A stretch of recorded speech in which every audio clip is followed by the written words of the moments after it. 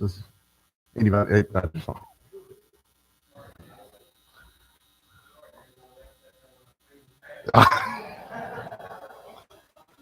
guess the next question is this what you feel to baptize through? Be baptized in Cumberland Gap spring water this morning if you want to. Good morning. Happy to see all of you here this morning. I want to start by taking, third grade. So go all the way back to third grade. Some of y'all may be there right now, but a lot of y'all, it's been a day or two since you were there. But you were in third grade or maybe fourth grade or somewhere around in there, and you learned about similes and metaphors. Now, is that ringing any bells with anybody? Getting a little closer for anybody for that. So similes and metaphors, both of those are words that are used, they are comparisons is the best way to describe them. That's the best way. And so you use them often, but you probably haven't thought about those words very often at all. Similes and metaphors. You probably don't think about the actual words, the definitions. Metaphors, give you an example. Metaphor, somebody said somebody had a heart of stone. That's a metaphor. Well, that's not real. Like if you cut your chest open, there's not going to be a rock in there. But that's a metaphor. It's a descriptor, as it were. You might say that someone is the light of your life. You ever heard that? You ever used that term? That's an example of a metaphor as well. Now, if the lights go out and it's pitch black dark in the house, you can't just grab that person and stick them in front of you like that's not how that works either. That's a metaphor. A simile, I don't know why, but our teachers always taught us that similes use like or as, so I was able to remember them. But the word simile is the same start of the word similar, but like or as. You ever heard somebody say that they were crazy like a fox? Ever heard that? I don't know if foxes are crazy or not. I've only seen about 5 in my life. They're usually not too visible. But a couple years ago, we was getting ready. We were coming to church, I think, and a fox went running right across the yard. It's broad daylight. He might have been kind of crazy. I don't know, but crazy like a fox. Maybe you've heard somebody that's described as being brave as a lion, right? In the Wizard of Oz, the lion, he lacked courage, right? And it was different for most lions because they would be brave. Well, those use like or as. And so throughout the scriptures, similes are used to describe Jesus as well. In 1 Peter chapter 2, verses 4 through 8, Jameson read there a second ago, the Apostle Peter ties together several passages in which Jesus is referred to. I'll let you guess, but the answer is on the screen. What was Jesus compared to? A stone. Jesus as a stone. Now, I said a minute ago that it uses like or as. And so that right there is the word as, right? Jesus as a stone. Well, was Jesus made out of stone? Of course not. That's a silly thing to even consider, but it's a descriptive term that we could use. Now, we see this quite often in the Bible. A few weeks ago, Josh told me, he said, I like when you talk, when you give sermons that are in series. So this next 3 weeks, I guess, will be for Josh right here. But like a stone, next week we're going to see how Jesus is like a lamb. And then the week after that, we're going to talk about Jesus as a lion. Now, I want you to think about those 3 things for just a second. Stone, lamb, lion. What do they have in common? Not a single thing, right? Not a single thing in common, other than I guess you could say lions and lambs are both animals.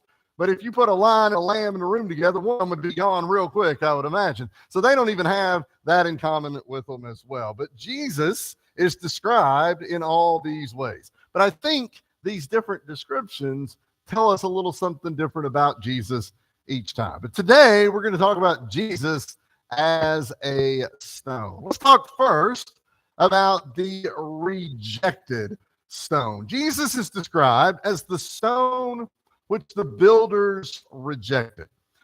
One of my favorite things to see is old school buildings. I love old school buildings, and especially school buildings that were built like in the 30s. Most of them were WPA projects or some other form, and they all look kind of similar, but they're not all exactly the same. And one of the things that you can see is some of them are brick and some of them are stone. And my belief is probably they used the material that was closest to where the school was. And if there was if brick was available, but if there was stone available, then that would be something that could be used as well. Well, talking about rejecting stones. And this is a figure of speech that describes the erection of a building in which builders reject a stone as being unfit. Now, I've already reached the point about buildings, and I can't go any further because y'all already know more about it than me. But I do know that this simile that's used here, this stone that you would build upon, I know a little bit about it. But the chief architect comes along and selects that rejected stone to be the cornerstone. So you want that cornerstone to be built on, right? You're going to build up off of that. And usually those are marked and they're maybe stamped with a number or a date or something like that. But the stone that was rejected was Jesus. The stone that was rejected was Jesus. And this figure sort of denotes how Jesus was rejected by the Jewish people. Ben, this morning, to be fair, Ben was getting into the morning sermon and the evening sermon this morning, so he was kind of getting all of it. But he did talk in his class about how that there was all this evidence of Jesus, but the people were still rejecting him even so. And I want us to turn for just a second to Matthew chapter 21. Matthew chapter 21. We're going to look at verses 33 through 42. It's not the whole of the chapter, it's not to the end of the chapter, but we get close. This is the parable of the wicked vine dressers. Matthew 21, starting in verse 33. Hear another parable. There was a certain landowner who planted a vineyard and set a hedge around it, dug a wine press in it, and built a tower. And he leased it to the vine dressers, and he went to a far country. Now, when the vintage time drew near, he sent his servants to the vine dressers that they might receive its fruit. And the vine dressers took his servants, beat one, killed one, and stoned another. Again, he sent other servants, more than the first, and they did likewise to them. Then last of all, he sent his son to them, saying, they will respect my son. Verse 38, but when the vine dressers saw the son, they said among themselves, this is the heir. Come, let us kill him and seize his inheritance. So they took him, cast him out of the vineyard, and killed him.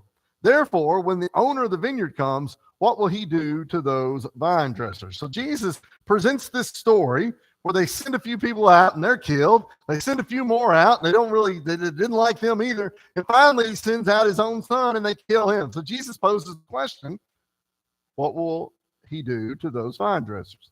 People responded, they said to him, he will destroy those wicked men miserably and lease his vineyard to other vine dressers who render to him the fruits in their season. Jesus responds in verse 42, have you never read the scriptures? The stone which the builders rejected has become the chief cornerstone. This was the Lord's doing, and it is marvelous in our eyes. What he's saying here is all of these people, everybody that you read about in the Old Testament, they're pointing fingers toward Jesus, right? All of these prophets or whatever, they'd heard all of this, but they seemingly rejected that as well. And then when Jesus comes, they reject him also. He says that he was the chief cornerstone. He was what it was going to be built upon. This is the same Jesus that the Jewish people found unacceptable. They expected this earthly kingdom. They thought there would be this great kingdom. We talked about this countless times. And Jesus just didn't really look like and fit the mode of the person they wanted. In John chapter 6 and verse 15, when Jesus perceived that they were about to come and take him by force to make him king, he departed again to the mountain by himself alone. Think about that. If you're about to be made king, if you're about to be given all the power in the world, would you go the other direction? Or would you let those people carry you off, as it were, right? Tonight is the Super Bowl. One of the teams going to win. You can almost guarantee they're going to carry the coach or the MVP or somebody kicks a kick to win it. They'll carry them off the field, right? When they carry them off the field, everybody's going to see them. They're the most important person that's there. But Jesus, when he was perceiving that he was going to be made a king, he goes the other direction. When Jesus cleansed the temple, he pronounced woes against the religious leaders. How did they treat that? They were upset with Jesus. Jesus telling them what they had done wrong. They were upset with him. In John chapter 11, they witnessed the popularity because of the resurrection of Jesus. Do you remember what they said after not Jesus' resurrection of Lazarus? Do you remember what they said after Jesus raised Lazarus from the dead? From that point forward, they sought a way to get rid of him. Think about that. He just raised somebody from the dead, and they thought of ways to get rid of him. Honestly, it probably shouldn't come as a surprise. Isaiah chapter 53 and verse 3 says, "He is despised and rejected by men, a man of sorrows, acquainted with grief, and we hid, as it were, our faces from him. He was despised, and we did not esteem him." Jesus is a rejected stone. He's also the chief cornerstone. And that stone that the builders rejected was what it would be used to build the faith upon. Cornerstone is chosen first. We mentioned this just a second ago. For what reason? Well, it's the best one, right? It's the best. It's the most precious stone that could be built off of. And all the rest of the stones that are used to build the building are placed in alignment with it. They are built upon it. That doesn't mean that there aren't other good stones, but the chief cornerstone is what it's built upon. Jesus is the chief cornerstone of the church. I want you to turn for just a second to Ephesians chapter 2. We're going to look at verses 19 through 22. Ephesians chapter 2, verses 19 through 22.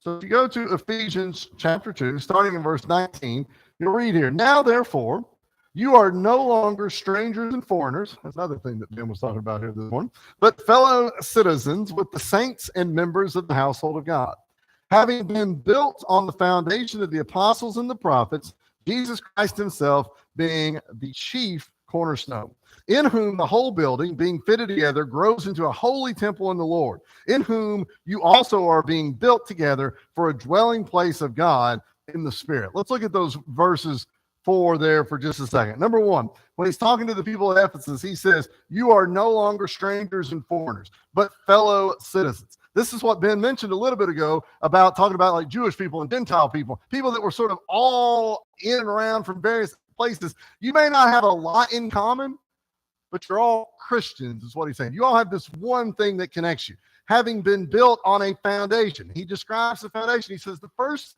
cornerstone is Jesus, right? That's what it's built upon. We've been talking on Sunday nights about the apostles. That's the next thing, the apostles' teaching, what they went out and taught. That's the next layer right there. And then it says that they are growing together, a holy temple in the Lord. And you say, wait a minute, no temple anymore. That's not really important. That's not what it says right there. Verse 22, "In whom you are being built together for a dwelling place of God in the Spirit." Us together, Christians, are the temple. We are that one thing. These people that he was writing to that read this in real time, and you 2,000 years later, it all is built off of Jesus, the chief cornerstone. Without him, let's look at some things that could not exist. Without him, no forgiveness of sins. Without him, no hope of salvation. Without him, no hope of a resurrected body. Without him, no hope of heaven. John 14 and verse 6. Y'all know what it says, right? John 14 and verse 6. He is the way to the Father, right? That's the route that's taken. That chief cornerstone is what it's all built upon.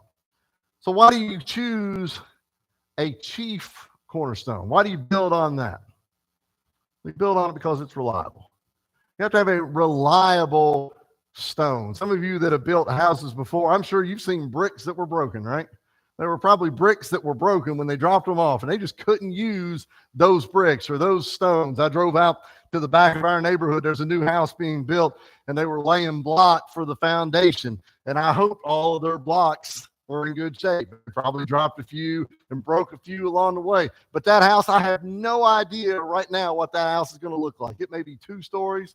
They may have a garage. There may be a pool off the back. But all I know is right now, they've laid some reliable stones that they're going to build that home upon. Let's talk about reliability for just a second. In 1 Peter chapter 2 and verse 6, what Jameson was reading, therefore it is also contained in the scripture, behold, I lay in Zion a chief cornerstone, elect, precious, and he who believes on him will by no means be put to shame. That's 1 Peter chapter 2 and verse 6, but you can read that also in the Old Testament in Isaiah chapter 28 and verse 16. Isaiah had used this promise of a Messiah as that which the people of God could rely on. They needed something that they could draw strength from. When they were hauled off to Assyria, when they were hauled off into captivity, they needed something that they could hold on to. What's reliable in your life? Run down the list of things in your life that you think are reliable. Is your car reliable? Well, it is until it isn't, right? You ever went out there and started it and it wouldn't start? It was reliable yesterday, but it wasn't reliable today. Are those appliances in your house reliable? The stove, the fridge, the TV? We thought they were. Is your job reliable? They may walk in tomorrow and tell you you're out. Is your family reliable? Anybody got some unreliable family members? Probably so. Reliability is something that we cherish, but reliability is not something that we often think about until it goes away. But Jesus is a reliable stone. For all the things that tear up and break and go away, Jesus is not one of them. People were looking to that Messiah thousands of years ago when they were hauled off into captivity, and that Messiah has came as a reliable stone for us. He was tried, he was tested, he was adequate, he was sure, he was reliable, whatever word you want to use right there. This is emphasized over and over again. There's 3 scriptures that are up there, and I want you to look at each one of them. 1 Timothy chapter 1 and verse 12. Paul writes, and I thank Christ Jesus our Lord, who has enabled me because he counted me faithful, putting me into the ministry. What he's saying right there is that Jesus was the strength that put him where he needed to be. It wasn't through anything good that he did. He was grateful for Jesus. He was grateful for what Jesus had done for him. It was reliable. Let's look at the second one. Hebrews chapter 7 and verse 25. Therefore he, Christ, is also able to save the uttermost those who come to God through him, since he always lives to make intercession for them. Think about that for just a second. Jesus can save anybody. You may have the best mechanic in the world, but you'll finally take that car to him and he'll say, I can't do nothing for that. Kevin, you've probably seen that with your truck from time to time, right? Who can Jesus save? Everybody. You might say, well, what about this person? Give me an example. Somebody really bad, or somebody that did something really bad. Give me, what about, what? See, we play that what about game a lot, right? Because I am not the same as Jesus. Because I have struggles forgiving this or that. But I don't have the ability to save. Jesus can. Jesus can save anyone. 2 Timothy chapter 4, verses 6 through 8, for I am already being poured out as a drink offering. Paul said, the time of my departure is at hand. He tells that I have fought the good fight. I have finished the race. I have kept the faith. Finally, there is laid up for me a crown of righteousness. Notice this, where the Lord, the righteous judge, will give to me on that day, and not to me only, but also to all who have loved his appearing. Paul's saying that his race is almost over. He is about to die. But he's relying on the fact that his home is prepared for him in heaven. Not to him only, but to who? What did the last verse say? To all who had loved his appearing. It's available for all. That's reliability. You may go home today and the house may not be there. But that's a house that can be rebuilt. But if when our life is over, we have no house in heaven, it's too late. It's too late. Jesus is a reliable stone. He won't crumble under stress. But that same stone that can be positive has also sometimes served as a negative. Sometimes that stone can be a stone of stumbling. Again, in 1 Peter chapter 2, this time in verse 8, Peter alludes to Isaiah. He says, a stone of stumbling and a rock of offense. They stumble, being disobedient to the word, to which were appointed. The passage we see here in Isaiah emphasized that Judah should fix her hope upon God. He's talking about these people who are struggling and they need to focus on God at the time. Those who refuse to trust in God would find their rejections of his promises to be the source of their own destruction. In Romans chapter 9, verses 30 through 33, something similar is applied to Jesus as well. Matthew 21, verse 44, we read it, whoever chooses not to believe in Jesus will be destroyed. So that's where that stone is, but that can be a stumbling block as well. Something that's laid out in front of us, something that we see, but we still can trip over it, right? We can still stumble on that. Mark chapter 16 and verse 16 tells us that those who reject Jesus, what will happen to them? Be condemned, right? They'll be condemned. Because this is right after he says, go out into all the world and preach and teach and be baptized. He's telling the apostles, go out and do all of that. He says, the people that do that, they'll be saved, right? But he says the people that don't, they'll be condemned. So it's kind of a yes or no, right or wrong, do this or don't do it kind of a situation.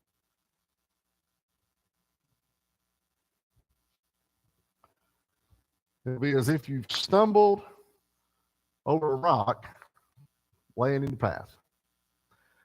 Now, you don't have to admit this, but I'll probably notice it by the look on your face. You ever tripped over something?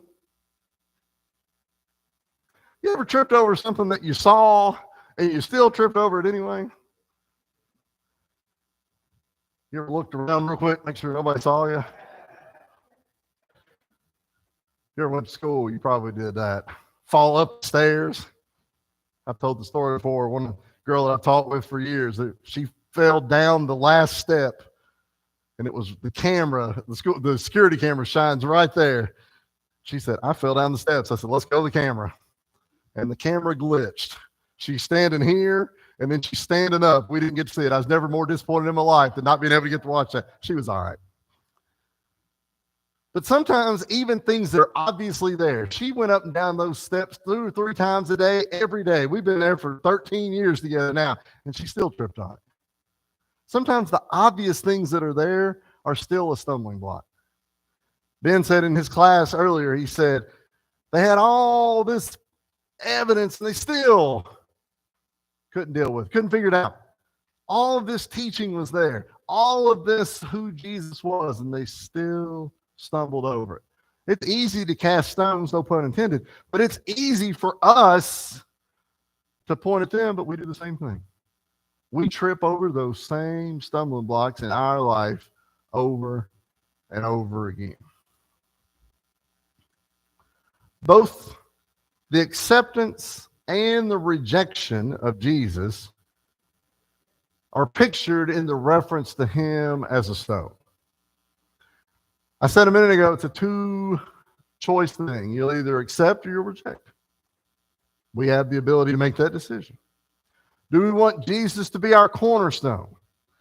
Do we want Jesus to be what's built upon? Do we want Jesus to be like those old buildings with those cornerstones that still stand hundreds of years later because it was built on a firm foundation? Or do we want Jesus to be a stumbling block? Do we want Jesus to be what trips us up, what keeps us from getting from point A to point B? It's a song that we sometimes sing. The chorus wraps up by saying, mine's on the rock that forever shall stand. Jesus, the rock of ages. What about yours? If there's anything that we can do for you, any way that we can help you, whatever it is, we invite you to come while we stand and while we sing.